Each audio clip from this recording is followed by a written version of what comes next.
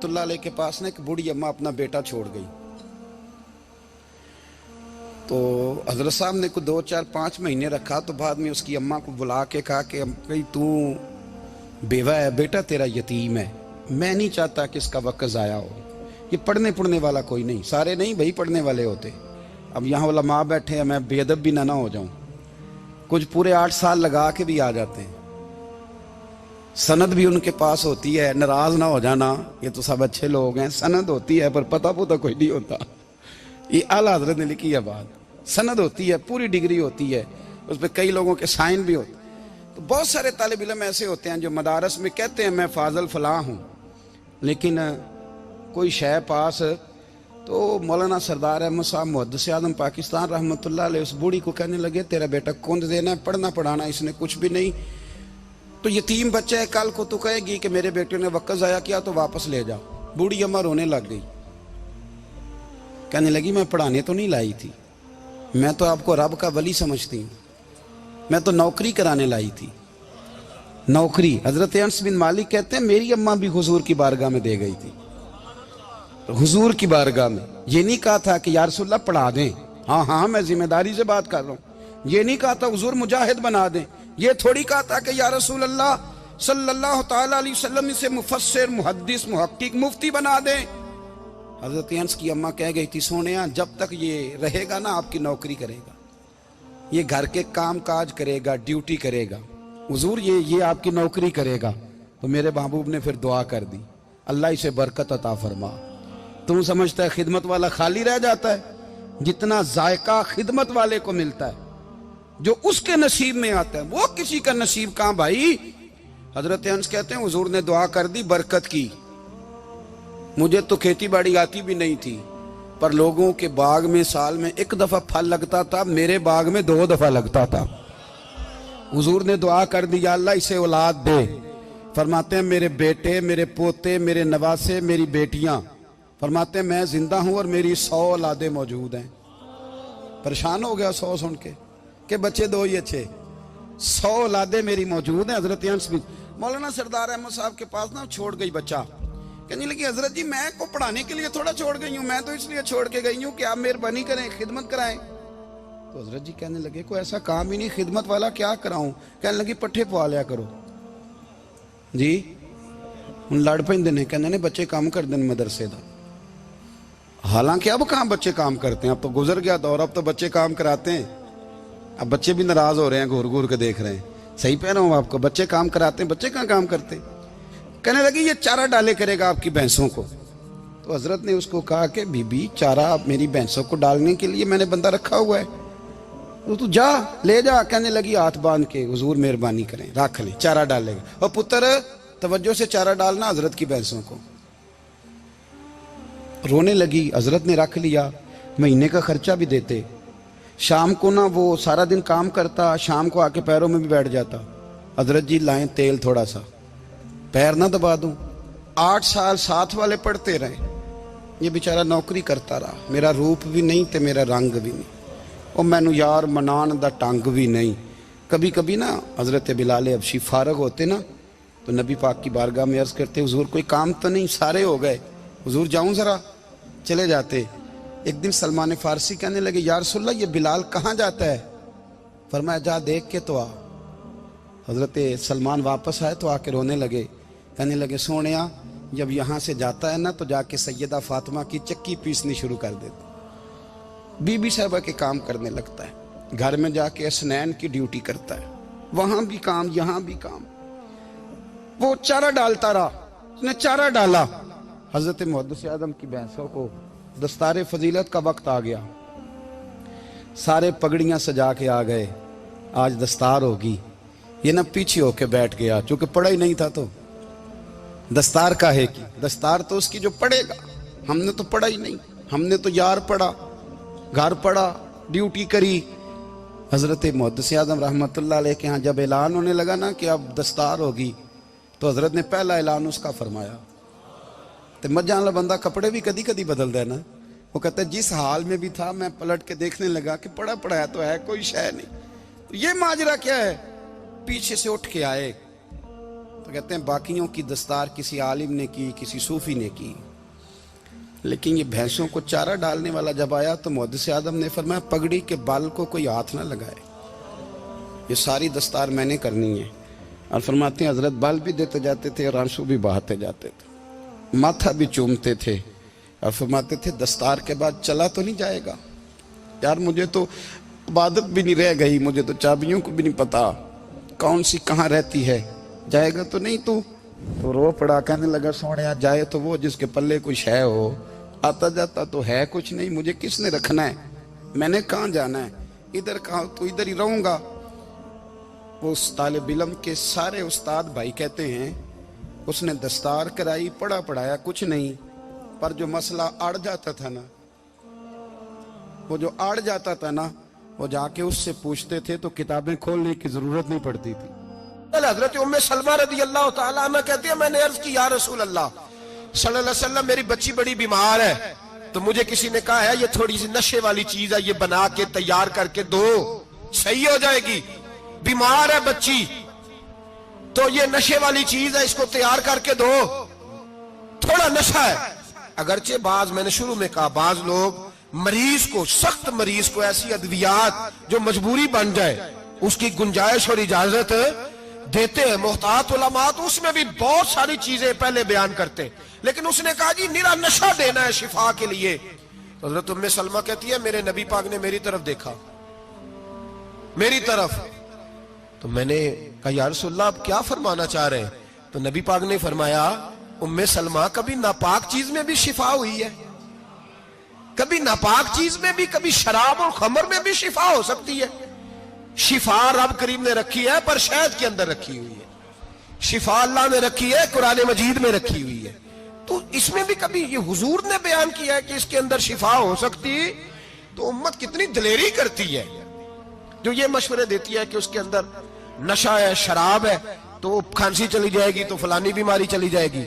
نہ آؤ ان چیزوں پہ, نہ اپنے ایمان کو خرابی دو, اور نہ ایسی باتیں کرو جس سے کہ ڈائریکٹ رسول اللہ صلی اللہ علیہ وسلم کے واضح ارشادات کی مخالفت ہو. میرے نبی پاک صلی اللہ علیہ وسلم نے فرمایا, اور پھر کچھ لوگ کہتے ہیں تھوڑی پی ہے جی. اب تو میں تجزیے میں پڑھ رہا تھا کہ ایسی شراب ایجاد ہو گئی ہے, لوگ شراب پیتے ہیں اور وہ مست بھی رہتے ہیں, کار بھی چلاتے رہتے ہیں, کہتے ہیں جی نہیں ہمارا ذہن معاف نہیں ہوا تو یہ والی صحیح ہے, نشہ نہیں لاتی. میرے نبی پاک صلی اللہ علیہ وسلم نے فرمایا جس چیز کی تھوڑی مقدار, زیادہ مقدار حرام ہے اس چیز کی تھوڑی مقدار بھی حرام ہے, جس کی زیادہ مقدار حرام ہے اس کی تھوڑی بھی. تو خمر اور شراب اگر فل پینا جائز نہیں تو تھوڑی پینا بھی جائز, یہ حرام ہے اور حرام تھی اور قیامت تک حرام ہی رہے گی. میرے نبی پاک صلی اللہ علیہ وسلم نے منع کیا اور حضور نے اظہار ناپسندیدگی فرمایا, فرمایا 40 دن تو عبادت ہی قبول نہیں ہوتی شراب پینے والے جب تک سچی توبہ نہ کرے. یہ لفظ جب ادا کرتا ہوں تو شرم سے میری زبان لڑکھڑاتی ہے کہ یار درباروں پہ بھی نشہ بکتا ہے. میں یہ بات کر رہا ہوں صوفیاء کا ترجمان, درباروں پہ, مزاروں پہ, اور سجادہ نشینوں تمہیں زمین نگل جائے, آسمان تمہیں لے اڑے, تم پر قہر نازل ہو, تم نے باپ دفن کر کے تو وہاں نشے کا اڈا بنا لیا, ماؤں سے بیٹے چھیننے لگے ہو, عورتوں کے سروں سے کپڑے چھیننے لگے ہو, سہاگ مارنے لگے ہو, بیٹیاں اور بیٹے یتیم کرنے لگے ہو, نشہ بیچتے ہو درباروں اور مزاروں پہ. یہ تماشا لگ گیا. آپ کیسے کروں یہ بات, پر کرنی پڑ رہی ہے, مجبوری ہے, یہ مضمون مکمل نہیں ہو سکتا. بند کر دیں وہ دربار, ہمیں نہیں چاہیے جن درباروں پہ نشہ بکتا ہے.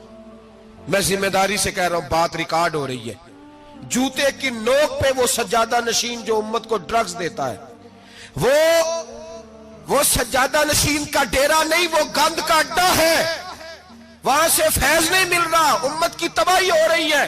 بتا دو, پھیلا دو, اس کو اعتراض کرنا ہے کرو. میرے رسول پاک سید عالم صلی اللہ تعالی علیہ وسلم کا دین ضروری ہے, کسی پیر کی سجادگی ضروری, بولیے سجادگی ضروری. بڑی ذمہ داری سے کہہ رہا ہوں اور نمائندگی کر رہا ہوں اپنی جماعت کی. نہ ہمارے بزرگوں نے کل اس کی حمایت کی تھی، نہ آج کرتے ہیں، نہ قیامت تک کریں گے۔ بند کر دیں وہ دربار اور مزار۔ بزرگ دنیا میں یہ کام کرنے آئے تھے، اور ہماری سوچ اتنی گر گئی ہے، اتنے ہم کمزور ہو گئے۔ کہتے ہیں جب اس کو چڑھ جاتی ہے تو پھر بڑی معرفت کی باتیں سناتا ہے۔ تجھے شرم نہیں آئی یہ لفظ کہتے ہوئے؟ اب نشئی تجھے معرفت سکھائے گا؟ اب تو شرابی سے، بھنگی چرسی سے دین سیکھے گا؟ کہتے ہیں اس نے پی ہوئی تھی، چڑھی ہوئی تھی، بات کر دی تو میرا کام بن گیا۔ اتنی گندی اور میلی سوچ صاحب ایمان کی ہوتی ہے، تو اب نشیوں سے جا کر دعائیں کرائے گا؟ سن، میرے نبی پاک صلی اللہ علیہ وسلم نے فرمایا جو شراب پی لے، نشہ کر لے، اس کی تو 40 دن تک عبادت رب قبول نہیں فرماتا۔ تو کہتا چڑھی ہوئی تھی تو اس نے دعا کر دی، تجھے شرم ہی نہیں آئی بات کرتے؟ حیا ہی نہیں کیا تو نے جملہ بولتے؟ یہ کوئی تصوف اور طریقت ہے؟ جاؤ اٹھا کے لے جاؤ۔ ایسی کوئی تصوف اور طریقت ہمیں نہیں چاہیے، ہمیں وہ والی طریقت چاہیے جس میں خدا کے قرآن کی بات ہوتی ہے اور محمد مصطفیٰ کے فرمان کی بات ہوتی ہے صلی اللہ علیہ وسلم۔ تو بھائی یاد رکھو، یہ کوئی طریقہ نہیں۔ ایک مزار ہے، مجھے ایک صاحب کہنے لگے آ جائیں یہاں بھی فاتحہ پڑھیں۔ میں نے کہا یہاں کیا ہے؟ کہنے لگے تھے تو بابا جی نشہ بشا کرتے، پر اب سنا ہے لوگوں کی منتیں بڑی پوری ہوتی ہیں۔ مجھے جذبات بڑے کم آتے ہیں۔ میں نے اس آدمی کو گریبان سے پکڑ لی، میں کہ ادھر ہٹ، وہ تو نشہ کرتا تھا اور تو جاتا تھا، تیری یہ کیسے طاقت ہوئی؟ تو نے مجھے مشورہ دے دیا ہے، تو ہمیں کمزور سمجھتا ہے؟ ہم کمزور ایمان کے لوگ ہیں، اور میں یہاں تجھے کہوں گا نہیں نہیں میں یہاں نہیں جاتا، میں وہاں جاتا ہوں۔ بالکل کوئی لگی لپٹی بات نہیں، کھری بات۔ تصوف وہ، دربار وہ جہاں قرآن پڑھا جائے اور رسول اللہ کی حدیث سکھائی جائے، باقی کوئی مطلب نہیں کسی قسم کا۔ میں داتا صاحب کبھی جاؤں نا جلسہ کرنے کسی کام سے، کسی تقریب میں، تو میں داتا صاحب کے مزار پہ نہیں جاتا۔ میں کہتا ہوں یار یہ یرانہ نہیں کہ بندہ کسی کام آیا تھا تو فاتحہ پڑھ لی، واپس چلو۔ گکھڑ سے سپیشل آئیں گے داتا صاحب کے مزار پہ حاضری دیں، اور میرے سنگی گواہ ہیں کہ میں سپیشل ٹائم نکال کے بہت سارے کام چھوڑ کے سپیشل جاتا ہوں، اور میں مراد ماننے نہیں جاتا، میں داتا صاحب کا شکریہ ادا کر دے جاتا ہوں۔ میں ان سے کہتا ہوں حضور آپ کی مہربانی، آپ یہاں آئے تو ہمارے بڑے بھی رسول اللہ کے غلام بن گئے۔ میں تو سلام عقیدت پیش کرنے جاتا ہوں۔ ہم مزارات پر جانے کے قائل نہیں، بلکہ ہماری تو عقیدت کا درجہ ہی مکمل نہیں ہوتا جب تک ہم مزار پہ سلام نہ کریں۔ پر مزار داتا صاحب کا، مزار خواجہ معین الدین اجمیری کا، مزار غوث اعظم جیلانی کا، مزار محدث اعظم مولانا سردار احمد کا، مزار اولیاء کا، مزار میاں شیر محمد شرک پوری کا، مزار رب کریم کے بندوں کا۔ بھنگیوں چرسیوں کے مزار نہیں ہوتے، اور نام ان مزارات کے قائل ہے، بالکل قائل نہیں ہم۔ میں تھوڑے دن پہلے لاہور گیا تھا، تو میں کار میں میاں صاحب میاں شیر محمد شرک پوری کا ذکر کر رہا تھا۔ میں اپنے دوستوں سے کہہ رہا تھا یار بہت بڑا بابا ہوا ہے، تو مجھے کہنے لگی کرامت کیا ہے؟ میں نے کرامت یہ ہے کہ ساری زندگی سنت کا درس دیا ہے۔ تو مجھے کہنے لگے آپ کبھی گئے نہیں؟ میں نے کہا میں اسپیشل گیا تھا، اور تھوڑے دنوں کے بعد پروگرام بناؤں گا تو میں ساتھ لے کے جاؤں گا۔ ہم مزارات کے قائل ہیں، حاضریاں دیں گے مزاروں پہ، لیکن بھنگیوں چرسیوں کے مزاروں پر جانے کے قائل ہیں؟ زور سے بولے، یہاں جانے کے قائل ہیں؟ کوئی عقیدہ نہیں ہے ہمارا۔ نشہ بکے گا اب مزاروں پہ، اب یہ تصوف ہوگا وہاں، یہ طریقت ہوگی؟ اور ملت پر رحم کھاؤ خدا را۔ اگر تمہارے قومی ادارے کہتے ہیں رپورٹ کرنے والے کہ 70 لاکھ پاکستانی نشہ کرتا ہے، تو کیا تمہیں یہ نہیں پتا کہ نشہ بیچتا کون ہے؟ کیا تمہیں یہ نہیں پتا کہ ڈرگز کا کاروبار کون کرتا ہے؟ اگر تمہیں یہ پتا ہے تو کیا یہ خبر نہیں تمہیں کہ ان رگوں پر یہ خون اتارتا کون ہے؟ میں اپنے بزرگوں سے معذرت کے ساتھ، نشے کا آغاز، ناراض تو نہیں ہو جائیں گے بزرگ؟ نوجوانوں کو میں لتاڑ لیتا ہوں، لیکن بزرگوں کی عزت کرنا سنت ہے۔ تو میں بزرگوں سے معذرت کے ساتھ، یہ یوں سمجھ لیے خوگرے حمد سے تھوڑا سا گلا بھی سن لے۔ نشہ سگریٹ سے شروع ہوتا ہے، سگریٹ سے۔ میں تمباکو کو حرام نہیں کہتا، یہ فتویٰ نہیں دے رہا۔ تمباکو کا حکم وہی ہے جو مولی کا ہے، جو کچے پیاز اور لہسن کا ہے، کہ آپ جب کھا لیتے ہیں تو منہ سے بدبو آتی ہے، تو آپ مسجد میں آئیں تو آنے سے پہلے مسواک کریں، منہ صاف کریں، پھر آپ آ جائیں۔ تو جائز ہے، مکروہ ہے لیکن حرام ہے۔ لیکن تمباکو سے آگے جب حالات بڑھتے ہیں، تجزیہ نگاروں نے لکھا ہے کہ ہمارے پنجاب کے کچھ علاقوں میں اب سگریٹ سے نکال کے نا، پہلے بھی بھرتے تھے لوگ اس میں بڑا کچھ، اب پتہ ہے کہ نیا نشہ ایجاد کیا ہے، اب اس کے اندر چرس بھی بھرتے ہیں اور چھپکلی کو مار کے سکھا کے خشک کر کے اس کو پیس کے وہ ساتھ نشے کے ملاتے ہیں، اور اس کا حال یہ ہوتا ہے کہ آدمی کو زیادہ نشہ ہوتا ہے، اور کہتے ہیں وہ اتنا گند ہے کہ وہ آدمی کسی کو دانت بھی لگائے گا تو وہ بندہ بھی بیمار ہو جائے گا۔ کیا یہاں لوگ اسپرٹ نہیں پیتے آپ کے ملک میں؟ اور ہم کبھی سڑک پہ جاتے ہیں تو نشئی کو دیکھ کے مذاق کرتے ہیں، دیکھنا میں ہارن لگاؤں گا تو گاڑی کے ہارن سے گر جائے گا، لیکن تجھے پتہ نہیں کہ یہ کسی ماں کا بیٹا ہے، پتہ نہیں کسی بیوی کا شوہر ہے۔ ایک ہمارے دوست ہیں، بزرگ ہیں، ان کا داماد فوت ہو گیا، نشہ کرتا تھا، تو میں تعزیت کرنے ان کے گھر پہنچا تو کھڑے ہو گئے ہاتھ باندھ کے، کہنے لگے حضرت صاحب باقی ساریاں گلاں چھڑ دیو، صرف نشے تے تقریر کریا کرو۔ وہ جب جیتا تھا تو تب بھی اس کے بچے یتیم ہی تھے، یتیم ہی تھے۔ میری بیٹی جب میرے گھر آتی تھی اور میں اپنے پوتوں کے اترے کپڑے اسے پہننے کو دیتا تھا تو میرا کلیجہ پھٹتا تھا، اور میری بیٹی اس کی زندگی میں بھی بیوہ کی زندگی گزار رہی تھی، وہ میری بہوؤں کے اترے ہوئے کپڑے پہنتی تھی۔ کوئی دعا کرو، کوئی جلسے کرو، یہ لت ختم ہو جائے۔ اور کہنے لگا اب میرے وہ چلا تو گیا ہے، دادا دادی اس کے پہلے کوئی نہیں، چچا ہے کوئی نہیں، جب تک تو میں زندہ ہوں ان نواسوں کو کوئی روٹی کا لقمہ، کوئی کپڑا مل جائے گا، لیکن سوچتا ہوں میں بوڑھا ہوں، مر گیا تو ان کو کوئی پوچھے گا بھی نہیں، کون ان کی خبر۔ اتنا ظلم اس قوم سے، اتنی زیادتی، اور آرام سے لکھ کر لوگ گزر گئے کہ یہ 70 لاکھ ہے، ان کا درد تو سمجھو، تکلیف تو سمجھو۔ 7 فٹ کا سونا جوان اور نشے کا عادی ہے تو کسی نالی میں پڑا ہوا ہے۔ اور میں نے کہا اس قوم کے ساتھ اس سے بڑا بھیانک مذاق کیا ہوگا؟ کوئی دانشور تھا بڑا ظالم، اس ظالم سے کوئی مشورہ لینے آیا، اس نے آ کے کہا تو بڑا ظالم ہے، بڑے کڑوے مشورے دیتا ہے، میرا ایک دشمن ہے، میں اس سے بدلہ لینا چاہتا ہوں، میرا دل کرتا ہے اس کا بچہ قتل کر دوں تاکہ وہ تڑپے۔ تو ظالم نے کہا اسے قتل نہ کر، وہ تو اس کا باپ 2-4 مہینے رو کے چپ کر جائے گا، پھر میں سخت سزا دینا چاہتا ہوں، مشورہ دے۔ تو اس نے کہا اس کے بچے کو نشے پہ لگا دے، جس کا بچہ نشہ کرے گا وہ باپ روز مرے گا، روز جیے گا، وہ ماں روز مرے جیے گی، نشے پہ لگا دے۔ اس قوم کے ساتھ سب سے بڑا ظلم یہ ہوا کہ ملت کا جوان نشے پہ لگ گیا، ڈرگز پہ لگ گیا، اتنے تباہ حالات ہوئے کہ جوان چڑھتی جوانیاں، اماں نے کتاب دے کے بھیجا تھا، اور کالج سے واپس آئے تو نشے کے ٹیکے ہاتھوں میں پکڑے ہوئے، ٹیکے۔ اور آپ کے اس ملک کے اسلام آباد میں ایک دن میڈیا نے وہ خبر بھی وائرل کی اور وہ چیز بھی دکھائی لوگوں کو، 3 مہینے کا بچہ لے کے نشئی سڑک پہ آ گیا، اس نے کہا میرا نشہ ختم ہو گیا، میرا بچہ خرید لو، 2 پڑیاں دے دو۔ تو وہاں بیبیاں جو سن رہی تھی وہ بھی چیخے مار کے رو رہی تھی۔ یہ ظلم کیا اس قوم کے ساتھ، اور کرپشن کی لعنت نے اجازت دی سپلائی کرنے والوں کو کہ گلی گلی بیچے، گلی گلی۔ انہوں نے کچھ تھوڑا ظلم نہیں کیا ان حکمرانوں نے، اور ہماری اپوزیشن اس کو نہ صرف اتنا پتا ہے کہ یہ جائیں اور ہم آئیں، اس سے زیادہ کوئی غرض نہیں۔